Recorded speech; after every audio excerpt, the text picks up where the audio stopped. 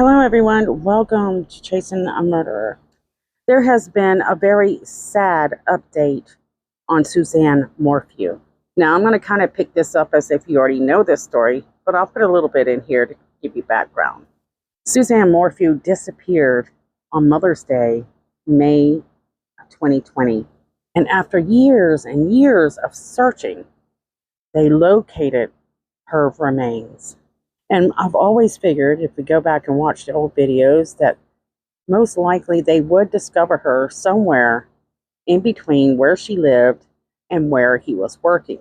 Who is he? Well, that would be Barry Morphew, Suzanne Morphew's husband. Volunteer firefighter, landscaper, and one of the main persons of interest in this case.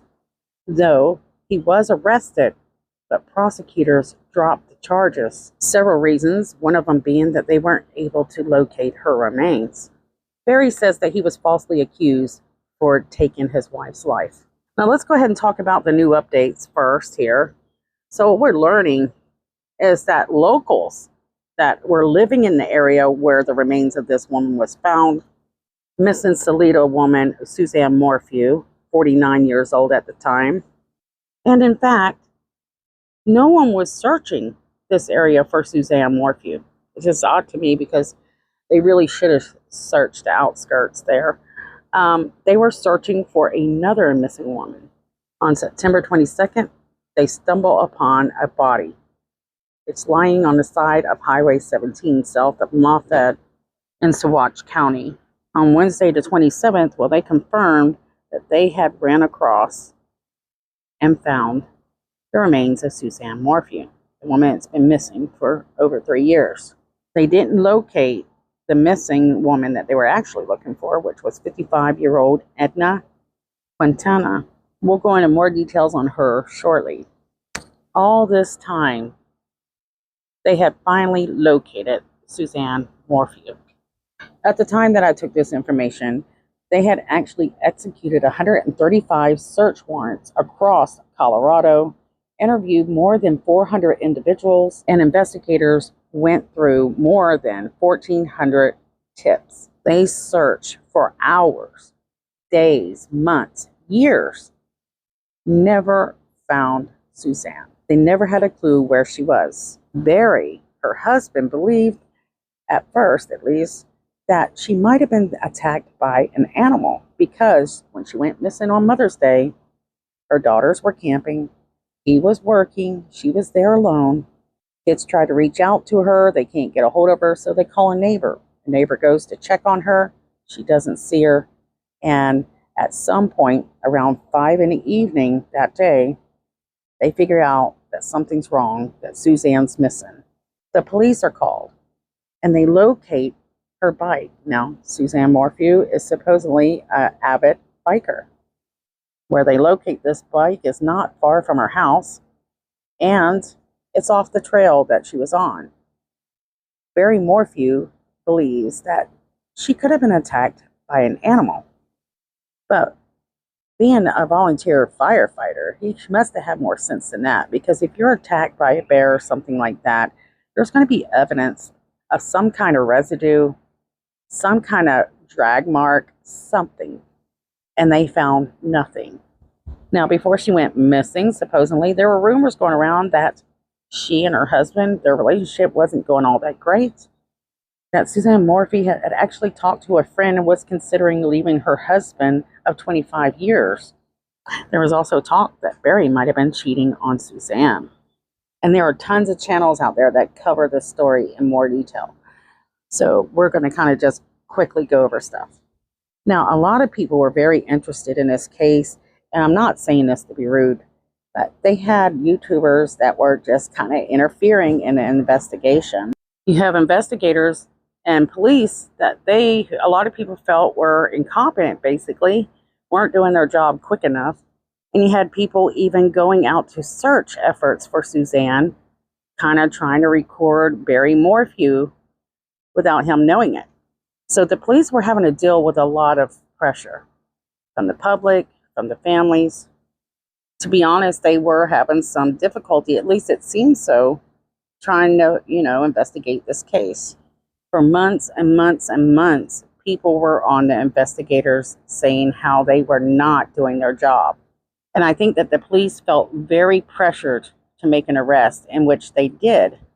Now, I'm not going to go into the dates and stuff right now of when he was arrested, but he was arrested a while after she had gone missing, and people were feeling like the prosecutors were ready to process this case. Unfortunately, they felt that they did not have all the information that they needed, and not only that, they didn't have Suzanne's whereabouts, her remains. So they dropped the charges for temporary. The judge said that prosecutors could, start back on this case and continue the prosecution, but it's been quite a while since we heard anything. And here we are. They finally, thank Jesus, located Suzanne Morphew. So many people were crushed to know that she had just disappeared and they couldn't figure out what happened to her, and also was the person responsible running free. Now, the area that they found Suzanne Morphew in, they said, is just one of the most recent of the remains that they found in the Saguache area. Investigators had actually found remains in the foothills west of Saguache Peak off of County Road 46 AA. That person was later identified as 26-year-old James Montoya, and he was missing since April. And with this place having a reputation of finding several remains and bones, they say, they don't stipulate what kind of bones, Barry Morphew's attorney is jumping on this opportunity saying, well, they shouldn't be pointing the fingers at Barry Morphew. There's other girls showing up there like Reisinger, Edna Quintana, now Suzanne. Anyways, there's 5 people that they mentioned that were found in this area that had gone missing. We don't have much information on any of these people.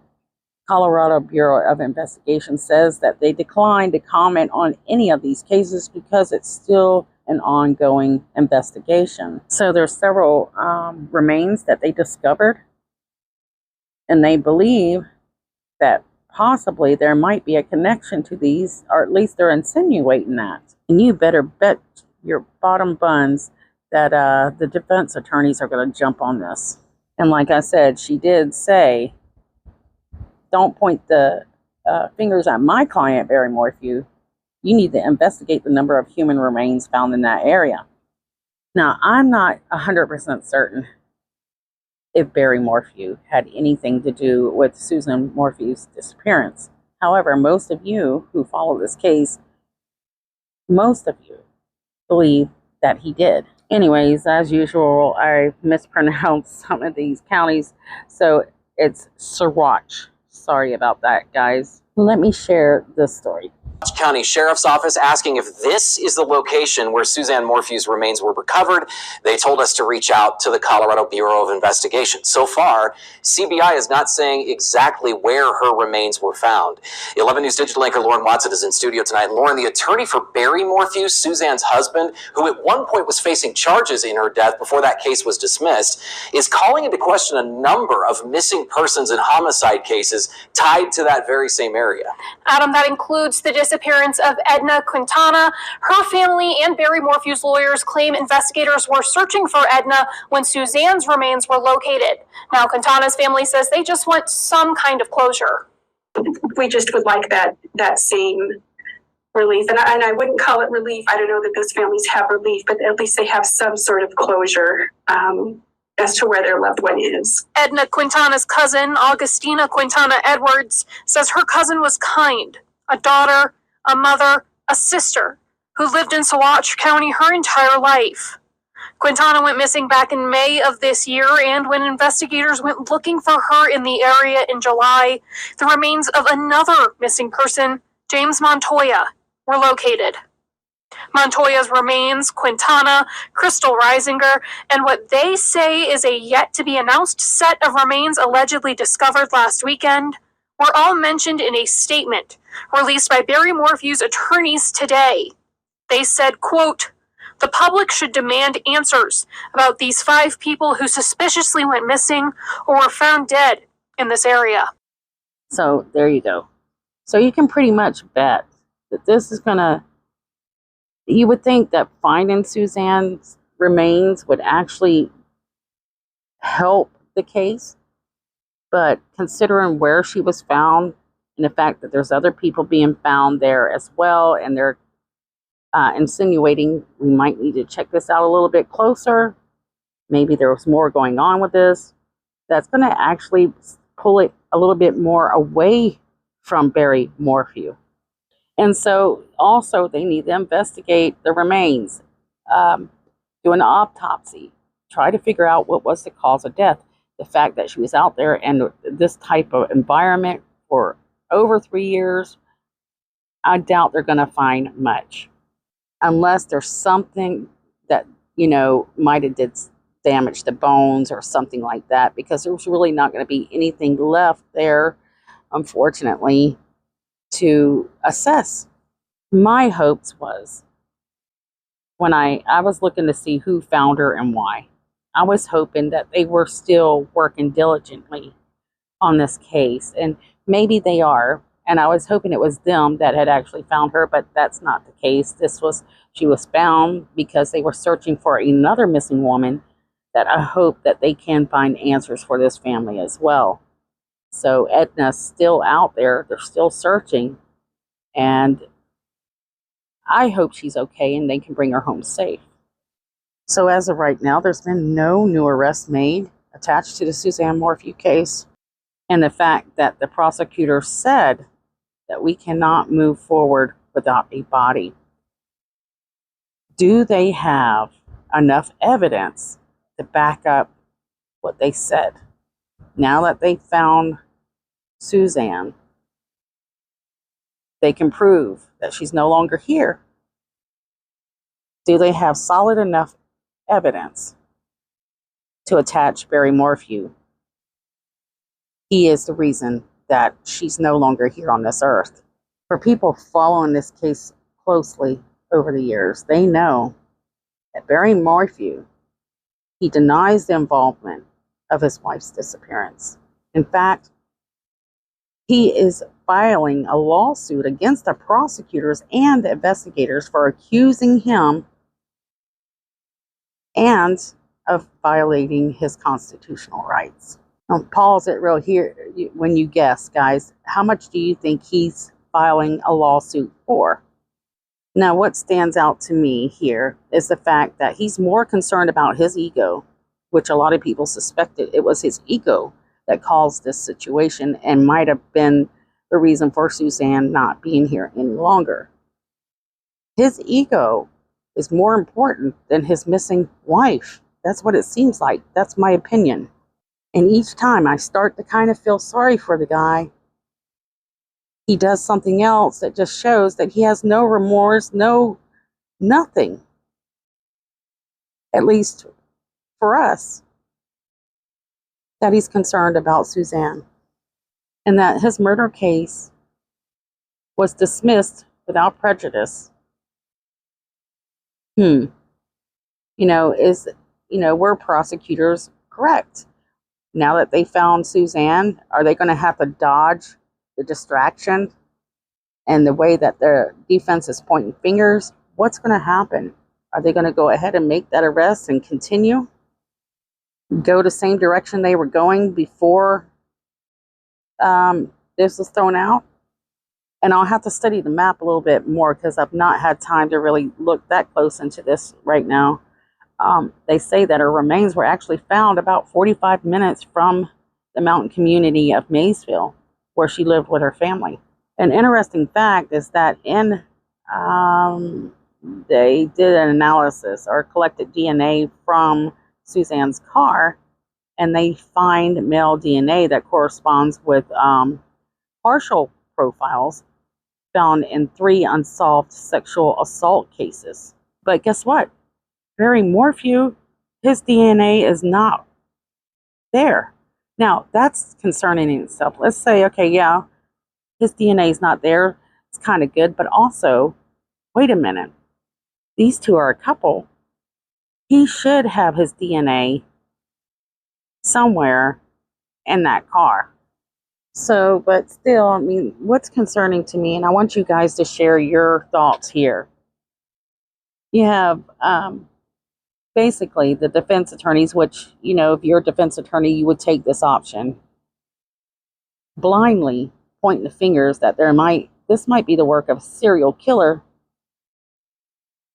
Here they are giving these speculations without any evidence to link any of them. In my opinion, it's a premature, desperate attempt to make Barry Morphew look innocent.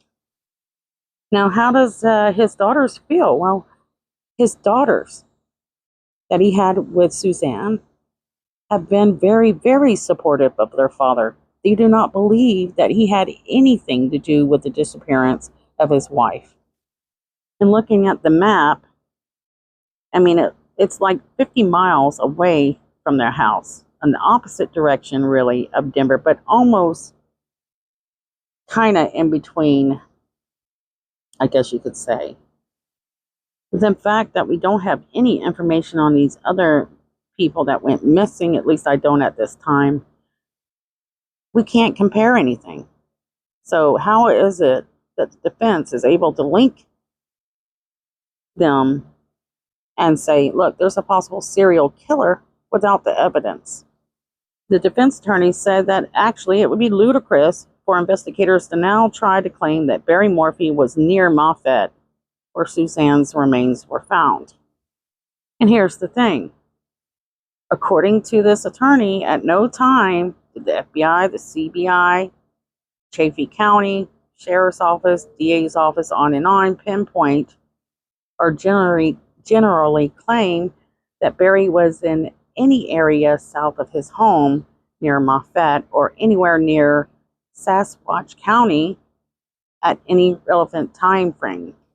She then kind of referred to Crystal Resinger as a young mother who was last seen in the town of Crestone in July of 2016, and that being about 13 miles from Moffett. She does kind of make a point here where she says investigators were so focused on Barry Morphew, him being the suspect, that they did not consider searching south of their home because Barry was not there. I mean, I agree with that. I felt like they should have opened up the search areas a lot more. But again, she blindly accuses or suggests that there's a serial killer with Edna Quintana, and we're told that they haven't found her yet. So it gives you an idea of how manipulative the defense team can be.